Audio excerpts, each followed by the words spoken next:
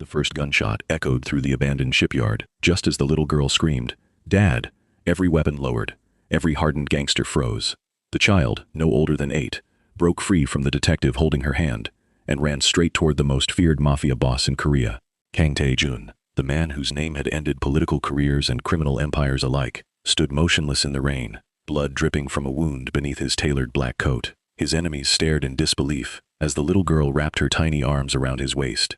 Then she turned toward the police commander and shouted through her tears, "If you arrest him, you'll never know who really destroyed my family."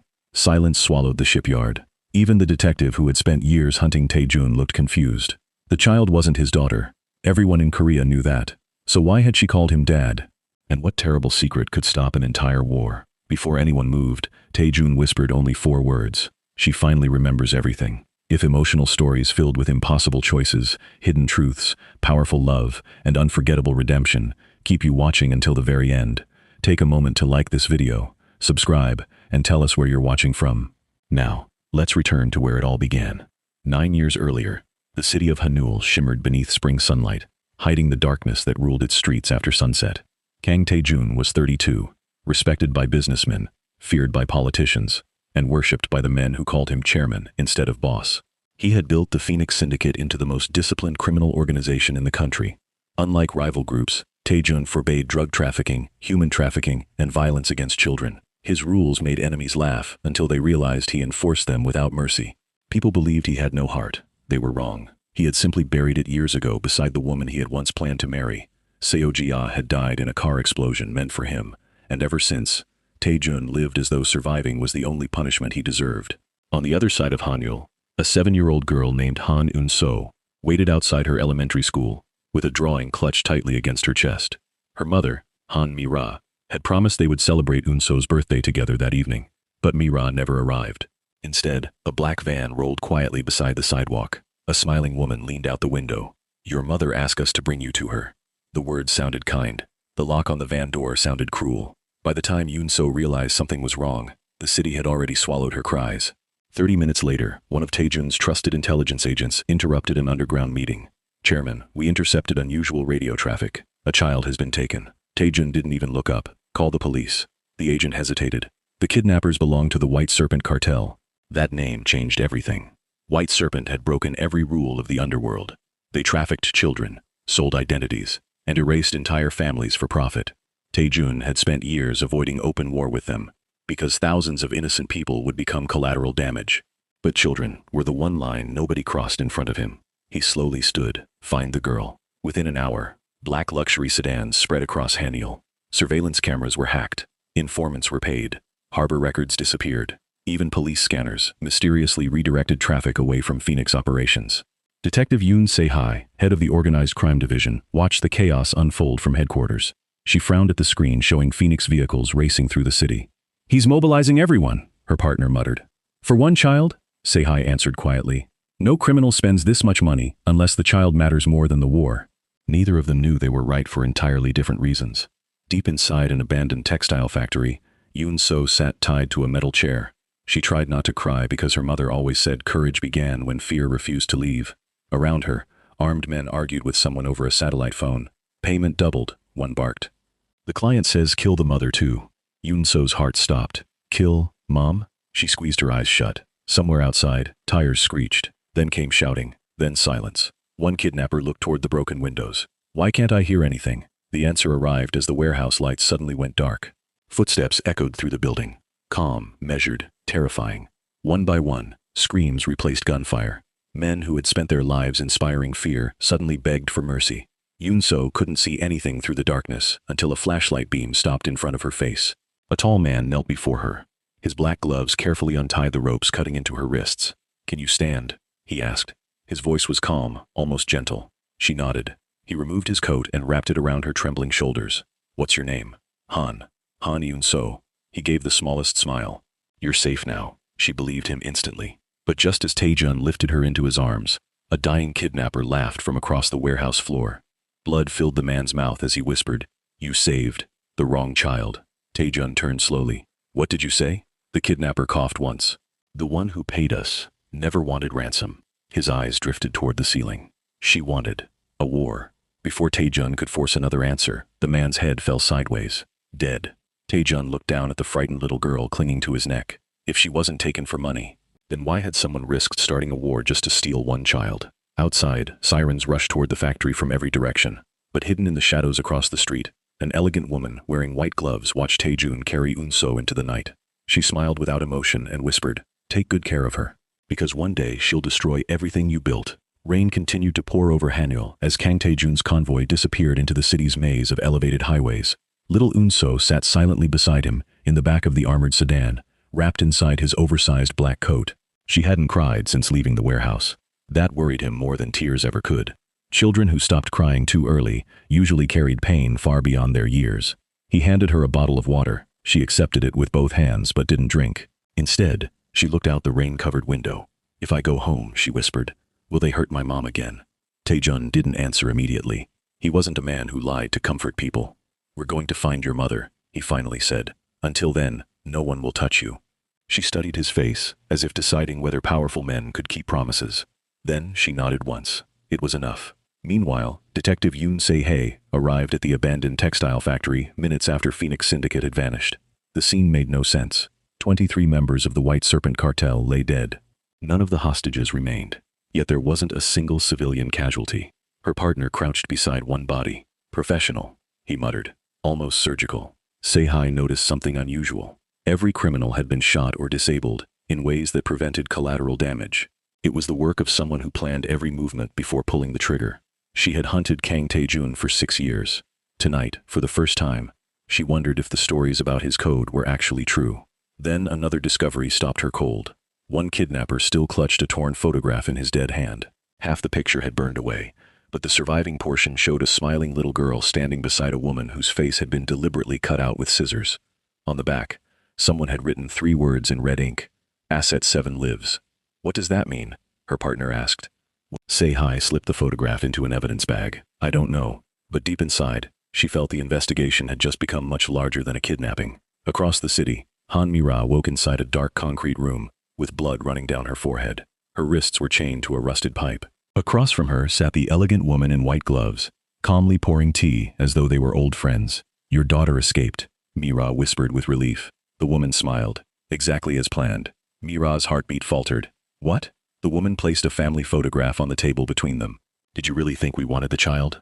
Then why take her?" "Because children change powerful men." Mi-ra stared at her in horror. "You're insane." "No," the woman replied softly. "I'm patient." She leaned closer. "Kang Tae-jun has spent years avoiding the war I need him to fight. But now," she smiled again, "he has something he'll protect with his life." Mi-ra lunged forward despite her chains. "Stay away from my daughter!" The woman's expression never changed. "I already have." At Phoenix Estate, a sprawling mansion hidden within forested hills beyond Hanul, every servant froze as Tae-jun carried Eun-soo through the front doors. His elderly housekeeper, Mrs. Oh, nearly dropped the tray she was holding. "Chairman," Tae-jun interrupted her. "Prepare the east bedroom. Call Dr. Min, and no one speaks to the press." Mrs. Oh looked at the frightened child hiding behind Tae-jun's leg. Something inside the old woman softened immediately. Of course. Dr. Min arrived within 20 minutes. After carefully examining Eun-soo, he found bruises, dehydration, and signs of exhaustion, but no lasting physical injuries. Emotionally was another matter. After the examination, Eun-soo refused to let anyone, except Tae-jun, enter the room. Mrs. Oh smiled knowingly. "She trusts you." Tae-jun stood by the doorway. "She barely knows me. Children know who makes them feel safe." He didn't reply, because he knew she was right. Later that night, while the mansion slept, Tae-jun reviewed every intelligence report his organization had gathered on Han Mi-ra.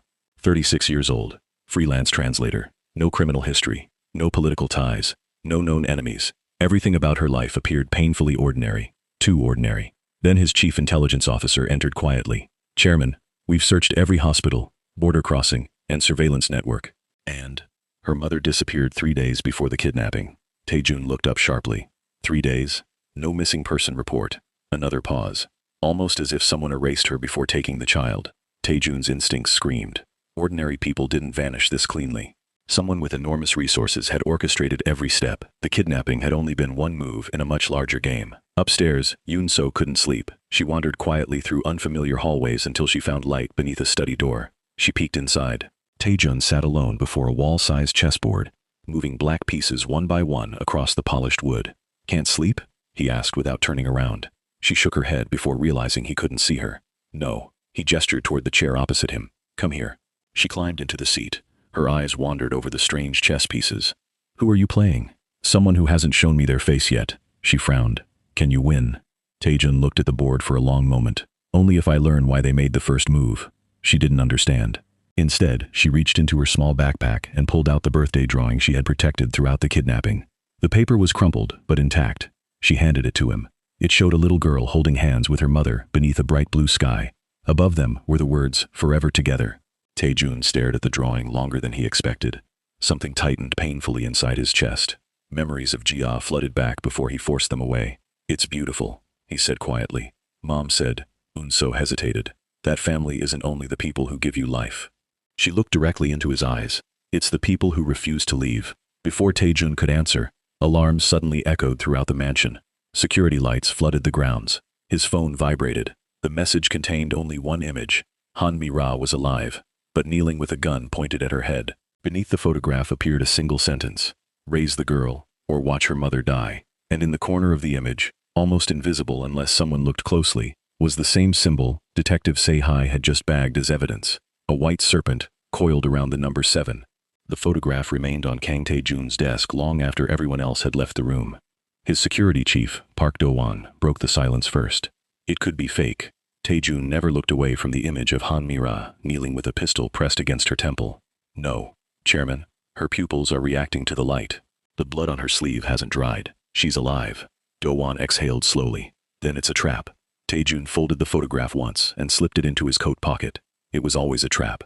Upstairs, Yoon-so had finally fallen asleep with Mrs. Oh sitting beside her bed, gently stroking her hair. Every few minutes, the little girl whispered the same word through her dreams. Mom. Mrs. Oh wiped away a tear before quietly leaving the room. She found Tae-jun already waiting in the hallway. She's terrified she'll wake up alone. He nodded. Double the guards. You already have 20 men around this wing. Make it 40. Mrs. Oh studied the man she had watched grow from an angry teenager into the most feared figure in Korea's underworld. He was protecting the child with a desperation she had never seen before. Chairman, she asked softly, what if this isn't about the girl? Tae-jun answered without hesitation. Then someone made the mistake of making it about her. Across the city, Detective Yoon Se-hai spent the night digging through old police archives. The strange phrase written behind the burned photograph refused to leave her mind. Asset 7 lives. She searched missing person cases, intelligence files, military records, and even sealed government databases. Nothing. Just before dawn, a retired intelligence officer finally returned her call. His voice trembled the moment she mentioned the phrase. Detective, where did you hear those words? Can you tell me what they mean? A long silence followed. No. Why not? Because everyone who investigated Asset 7 disappeared. The line went dead. Se-hai immediately called back. The number had already been disconnected. A chill ran through her. Someone wasn't just hiding information. Someone was erasing it. At sunrise, hundreds of kilometers away, in the coastal city of Gurye, an elderly nun unlocked a dusty wooden cabinet hidden behind the chapel altar. Inside rested dozens of sealed envelopes, labeled with dates, stretching back nearly 30 years. She removed one marked only with the number 7. Before she could open it, footsteps echoed through the empty church. She turned to find 3 armed men standing at the entrance. The leader smiled politely. Mother Agnes. She slowly hid the envelope behind her back. You've come too late, have we? One gunshot shattered the morning silence. Back in Hanul, Tae-jun's breakfast remained untouched. Instead, he watched security footage from every camera surrounding his estate. Something felt wrong. Criminal organizations didn't kidnap children simply to provoke war. There had to be another objective. Then one of his cyber analysts rushed into the room carrying a tablet. Chairman, we recovered deleted traffic camera footage from the day of the kidnapping.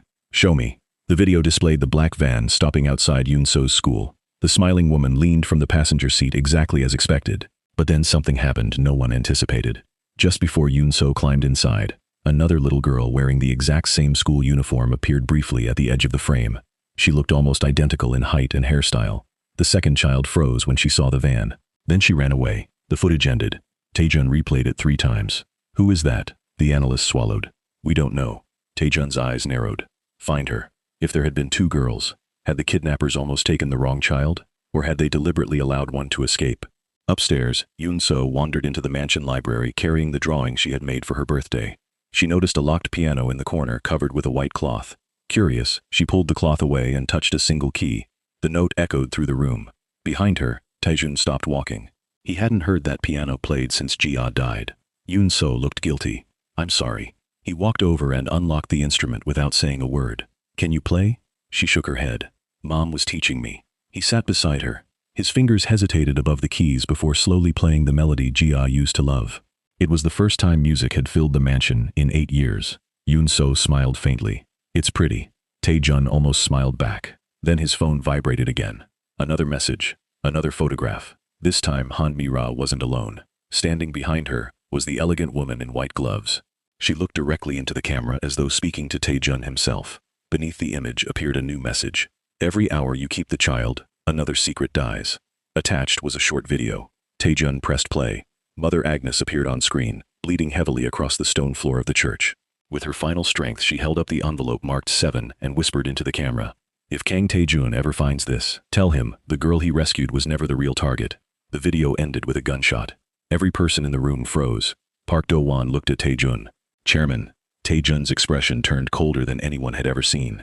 Prepare every division. For war. Tae-jun slowly shook his head. No. He looked once toward the staircase where Yoon-so was laughing softly as Mrs. Oh taught her how to press the piano keys. For the truth.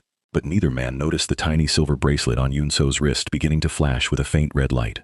Hidden inside the charm was a tracker so advanced it had remained invisible through every medical examination. Somewhere in another country, a computer screen lit up with her exact location. A man whose face remained hidden smiled and said only one sentence. At last, we've found subject 7. The red signal pulsed only once every 30 seconds. Too weak to trigger ordinary scanners. Too advanced for commercial detection. Deep beneath an isolated research facility on the outskirts of Vladen, a small blinking dot appeared on an enormous digital map. Every technician stopped working. The room's steel doors slid open as a silver-haired man entered without speaking. His tailored charcoal suit carried no insignia, but everyone stood immediately. He looked at the glowing red dot over Hanyul and smiled for the first time in years. Subject 7 is alive. One of the technicians swallowed nervously. Should we activate phase 2? The man folded his hands behind his back. No. His smile widened. We've waited 9 years. We can wait a little longer. Back at Phoenix Estate, Kang Tae-jun stood in the underground command center while dozens of screens displayed surveillance feeds from every corner of Hanyul. His organization had expanded its search beyond Korea's borders. White Serpent safe houses were being raided in silence. Offshore bank accounts were frozen. Arms shipments disappeared overnight. Yet Han Mi-ra remained missing. Chairman, Park Do-won reported. Our people have captured 3 White Serpent captains. Did they talk? They all told the same story, which is, none of them knew why the girl mattered. Tae-jun stared at the digital map. That answer disturbed him more than any confession could have. Someone had compartmentalized the operation so completely that even senior cartel leaders had been used as disposable pieces. This wasn't the work of ordinary criminals. It was the work of someone who planned decades ahead. Upstairs, Yoon-so wandered through the mansion gardens carrying a small watering can almost as big as she was. Mrs. Oh laughed as the little girl insisted every flower deserved exactly the same amount of water. You're very serious about this, the old housekeeper teased. Yoon-so nodded. Mom says flowers remember kindness. Mrs. Oh's smile faded. Your mother sounds like a wonderful woman. She is. Yoon-so looked toward the mansion. Do you think she'll find me? Before Mrs. Oh could answer, Tae-jun quietly approached from behind. No, he said. Yoon-so's face fell. Then he knelt until they were eye level. Because I'm going to find her first. For the first time since the kidnapping, the little girl threw her arms around him without hesitation. He stiffened for a heartbeat before slowly returning the embrace. From a second-floor window, Park Do-won watched the scene in disbelief. He's changing, one guard whispered. No, Do-won replied quietly. He's remembering who he used to be. Meanwhile, Detective Yoon Se-hae received an encrypted package with no return address. Inside was an old newspaper dated 20 years earlier. The headline read, Government Research Center destroyed in mysterious fire. 7 children missing. Every photograph except one had been burned away. The surviving image showed emergency workers carrying a crying toddler wrapped in a blanket. The child's face was blurred, but around her wrist gleamed a tiny silver bracelet identical to the one Yoon-so wore. Se-hae's pulse quickened. She rushed to compare the bracelet with the recent surveillance footage from Phoenix Estate obtained through an unofficial source. It matched perfectly. She whispered to herself, Who are you, Han-un-so? Then she noticed something else. The article listed the names of 6 missing children. The 7th name had been completely blacked out. Someone had erased the identity, even from archived newspapers. Across the sea, Han Mi-ra remained chained inside the concrete room. Days without sunlight had blurred into one endless nightmare. The elegant woman entered, carrying a tray of food. You should eat. Mira pushed it away. Tell me if my daughter is alive. She's safer than she's ever been. Then let me see her. I can't. Why? The woman sat opposite her. Because if you see her now, you'll tell her the truth. Mira's breathing became uneven. She deserves the truth. Not yet. She has a right to know who she is. The woman's calm expression cracked for the first time. Exactly. She stood abruptly. And if she learns before the right moment, everything we've built disappears. Mira stared at her. You've been planning this since before she was born, haven't you? The woman didn't answer. Her silence was answer enough. That evening, Phoenix Estate held its first dinner with Yoon-so seated beside Tae-jun. The enormous dining table, once painfully quiet, now echoed with awkward conversation. Yoon-so proudly showed everyone the paper crane Mrs. Oh had taught her to fold. Even the usually expressionless bodyguard smiled. Halfway through dinner, the lights suddenly flickered. Every security monitor went black. Park Do-won reached for his weapon. Power failure? No. A technician shouted through the intercom. Someone hacked the estate. Every television, tablet, and phone inside the mansion activated simultaneously. A live video appeared on every screen. Han Mi-ra looked directly into the camera. She was bruised but alive. Yoon-so, she whispered through tears. If you can hear me, remember the lullaby. The screen distorted. The elegant woman stepped into view and placed a finger gently against Mira's lips. Time's up. She looked straight into the camera. Chairman Kang. Her voice was frighteningly calm. You've protected her well. Tae-jun's eyes hardened. Who are you? She ignored the question. Do you know why the child trusted you so quickly? Silence. Because she was taught your name before she could even read. Every person in the dining room froze. Even Yoon-so looked confused. The woman continued. Ask yourself one question. She smiled. Why would an ordinary translator spend years telling her daughter bedtime stories about Korea's most dangerous mafia boss? The transmission ended. The mansion fell into complete silence. Tae-jun slowly turned toward Yoon-so. Did your mother ever talk about me? The little girl nodded innocently. Every night. His heartbeat stopped. What did she say? Yoon-so looked down at the paper crane in her hands. She always told me, her tiny voice trembled, that if anything bad ever happened, she looked into his eyes with complete trust. I should find Kang Tae-jun because he promised he'd protect me. Tae-jun felt the world shift beneath his feet. He had never met Han Mi-ra. He had never spoken to her. He had never made such a promise. So how could she have known his name 9 years before they had ever crossed paths? And hidden inside a locked drawer in Han Mi-ra's abandoned apartment, investigators would soon discover an old photograph that would make the mystery even deeper. It showed a much younger Kang Tae-jun standing beside Han Mi-ra, with his arm around her shoulder, taken 12 years earlier, on a day he had absolutely no memory of. Kang Tae-jun stared at the faded photograph, as though the paper itself had become a weapon. The younger version of himself smiled faintly, one arm resting naturally around Han Mi-ra's shoulder. They stood outside a small brick orphanage beneath blooming cherry trees. Written on the back in neat handwriting were 6 words. For keeping your promise. Thank you. Tae-jun had no memory of the photograph, no memory of the orphanage, no memory of Han Mi-ra. Yet the image was authentic. Detective Yoon Se-hae, who had reluctantly agreed to compare the photograph against government archives, confirmed it herself. The negatives match. It wasn't altered. She watched Tae-jun carefully. Either you're lying, she paused, or someone stole part of your life. Tae-jun answered quietly. I don't lie about memories. Se-hae believed him. It was the first time she had ever trusted the man she had spent years trying to arrest. Then we find whoever erased them. Before either of them could speak again, Park Do-won entered carrying a weathered metal box recovered from Han Mi-ra's abandoned apartment. Chairman, there was a false floor beneath the bedroom. Inside the box were children's drawings, newspaper clippings about the Phoenix Syndicate, a tiny knitted scarf, and one sealed envelope addressed only to Kang Tae-jun. Open only if Yoon-so finds you. His fingers hesitated before breaking the seal. Han Mi-ra's handwriting filled the page. If you're reading this, then everything I feared has already happened. You probably don't remember me, and that isn't your fault. They made sure you wouldn't. 12 years ago you saved my life without knowing who I really was. Before we parted, you promised that if I ever had a child who was in danger, I only had to tell her one name. Yours. I prayed I would never need that promise. I was wrong. Tae-jun read the final sentence twice. If they found Yoon-so, then they finally discovered Subject 7. Silence settled over the room. Detective Se-hae looked up slowly. She knew. Tae-jun folded the letter with trembling hands. No. His voice hardened. She remembered. Across the sea, the elegant woman in white gloves entered Han Mi-ra's cell one final time. It's over. Mi-ra looked up weakly. You failed. The woman smiled. Did I? She placed a small television on the table. Every news channel in Korea displayed the same headline. Phoenix Syndicate declares war after child abduction. Cities were locking down. Politicians demanded military intervention. Rival organizations armed themselves. The underworld had become a battlefield exactly as she had planned. I didn't need the child, she whispered. I only needed Kang Tae-jun to love her. Mira closed her eyes. You'll never reach her. The woman leaned closer. I already have. She held up a small remote. Hundreds of kilometers away, the silver bracelet on Yoon-so's wrist flashed bright crimson. At Phoenix Estate, every alarm erupted simultaneously. Yoon-so collapsed onto the library floor, clutching her head. It hurts, Mrs. O screamed for the doctor while Tae-jun rushed to her side. The bracelet burned so hot it blistered her skin. Get it off. Park Do-won tried cutting it with industrial tools. The blade shattered. It's titanium alloy. Dr. Min scanned the bracelet and turned pale. Chairman, what? This isn't just a tracker. Then what is it? The doctor's voice shook. It's connected to something inside her body. Tae-jun felt ice run through his veins. Explain. Someone implanted a microscopic device beneath her collarbone years ago. Detective Sehai looked horrified. She was just a baby. The doctor nodded slowly. Exactly. Tae-jun carefully lifted the crying child into his arms. Prepare the operating room. Chairman, removing it could kill her. Leaving it could too. Yoon-so wrapped her tiny fingers around his sleeve. Dad. The word escaped naturally. Not from fear, not from confusion. From trust.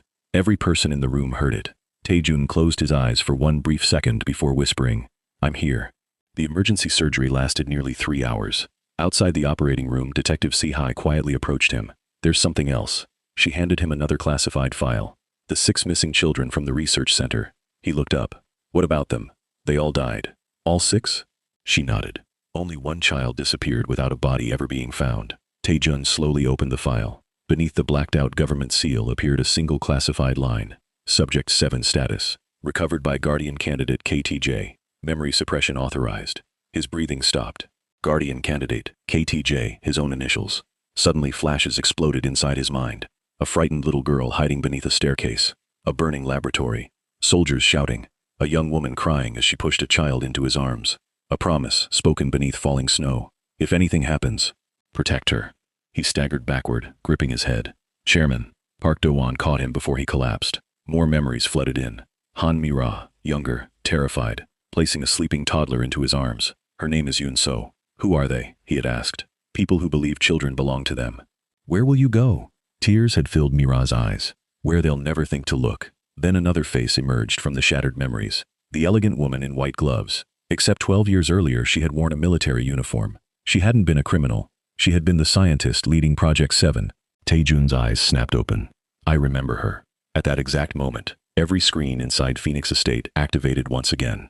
The woman appeared, standing inside a vast underground chamber. Behind her, chained but alive, was Han Mi-ra. Around them stood dozens of armed soldiers wearing no national insignia. Congratulations, Chairman, she said calmly. Your memories have finally returned. Tae-jun stepped closer to the screen. Who are you? She smiled almost sadly. My name is Dr. Elena Volkov. You started all this? No. She shook her head. You did. Every person in the room froze. Dr. Volkov continued. 12 years ago, you destroyed my life's work when you rescued Subject 7 from my facility. You erased a decade of research in one night. She looked directly into his eyes. I've spent every day since then, waiting for you to remember. The camera slowly widened, revealing a massive reinforced door behind her. Above it, in faded steel letters, were the words, Project Phoenix, Archive Vault. Dr. Volkov's smile returned. Come and finish the story you started. The transmission ended. Tae-jun looked at the recovered implant resting on the surgical tray, then at the unconscious little girl who had called him Dad. At last he understood the terrible truth. He hadn't rescued Yoon-so by accident 9 years ago. He had been protecting her long before she could even speak. And now the war he thought had begun with a kidnapping had actually started 12 years earlier, with a promise he had forgotten but never truly broken. The helicopter blades thundered through the night as Kang Tae-jun's aircraft crossed the frozen coastline toward the abandoned military island marked only as Facility 0. The classified coordinates recovered from Yoon-so's implant led to a place that officially did not exist. Detective Yoon Se-hae sat opposite him, silently reviewing satellite images. Park Do-won checked his rifle for the 3rd time. No one spoke. They all understood the same thing. This was never about the Phoenix Syndicate. It was never about White Serpent. It was never even about revenge. It was about a child powerful people had decided belonged to them. Tae-jun looked through the helicopter window at the dark sea below. Memories continued returning in broken fragments. 12 years earlier, while transporting illegal weapons through the northern coast, he had stumbled upon a burning research compound. He had gone inside expecting to rescue survivors. Instead, he found frightened children being treated like laboratory property. 6 had already died during failed experiments, designed to create perfect human intelligence through neurological manipulation. Only one little girl remained alive. Subject 7. Yoon-so. Han Mi-ra had been working inside the facility, not as a scientist but as an undercover interpreter, secretly gathering evidence for an international task force. When the operation was exposed, she begged Tae-jun to save the child before the compound exploded. He remembered kneeling before the frightened toddler and promising, "As long as I breathe, no one will ever own you again." Minutes later, the explosion destroyed the laboratory. The task force believed every record had burned. They were wrong. Dr. Elena Volkov escaped with the archives. Worse still, corrupt officials erased Tae-jun's memories through an experimental neurological procedure. After convincing him it was the only way to keep Yoon-so hidden, he accepted willingly, believing forgetting would protect her. But promises made from the heart refused to disappear completely. Even without his memories, he had unknowingly spent 12 years building enough power to fight the people he no longer remembered. The helicopter landed. Facility 0 rose from the cliffs like a forgotten fortress. Steel walls towered above the crashing waves. Hundreds of armed mercenaries waited behind reinforced barricades. Dr. Volkov stepped forward wearing the same white gloves she had worn from the beginning. Beside her stood Han Mi-ra, weak but unbroken. A pistol rested against her back. "Welcome home, Chairman," Volkov called calmly. Tae-jun walked forward alone. "Release her. And the child? She stays with me." Volkov smiled. Exactly the answer I expected. She raised one hand. Giant steel doors opened behind her. Inside rested shelves filled with thousands of classified files, biological samples, surveillance records, and decades of human experimentation. "Everything you destroyed," she whispered. "Everything I rebuilt." Detective Sehai stared in horror. "You've been trafficking children for governments." "Not governments," Volkov corrected. "People richer than governments." Tae-jun's eyes darkened. "It ends tonight." Volkov laughed softly. "No, tonight it begins again." She pressed a small switch hidden beneath her glove. Explosions ripped through the cliffs. Mercenaries opened fire from every direction. Chaos erupted. Park Do-won's team responded instantly, pushing forward while Sehai led another unit through the eastern entrance.